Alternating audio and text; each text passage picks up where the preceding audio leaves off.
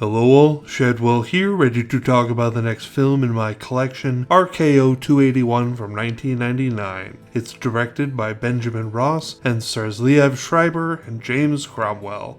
Here we are, finally rounding out our trip into Citizen Kane territory as I review the final film in the 70th Anniversary Collection edition of Citizen Kane. But don't let that fool you into thinking we're out of Orson Welles territory in my collection, as we still have a few more of his films to go later on in our journey. First off, in case you were wondering, the title of this film, RKO 281, refers to the production number given Citizen Kane while it was being made.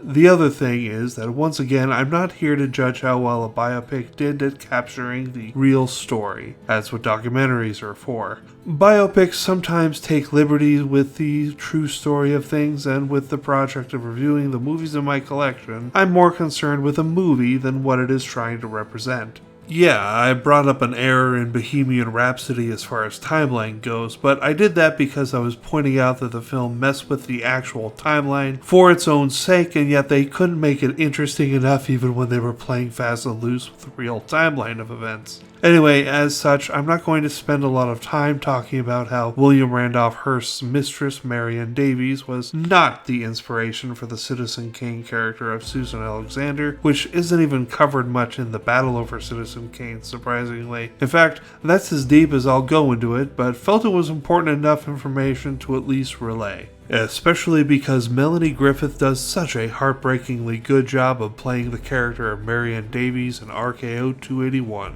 Actually, let's just talk about that briefly, how everyone puts in excellent performances. Liev Schreiber is great, John Malkovich is wonderful, and James Cromwell portrays William Randolph Hearst as a quintessential boomer, more concerned with manners and language than he is with the ethics of ruthlessly going after someone. From President Roosevelt to all of Hollywood, Hearst gives zero fucks over a scorched earth policy when it comes to keeping Citizen Kane from being seen by the public.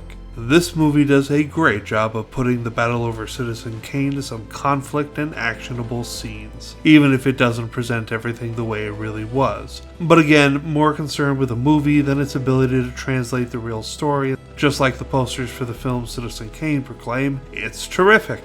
Why that was said and who said that, well, that I have no idea. RKO 281 gets an A- from me, and tomorrow we return to Lucio Fulci with his film City of the Living Dead.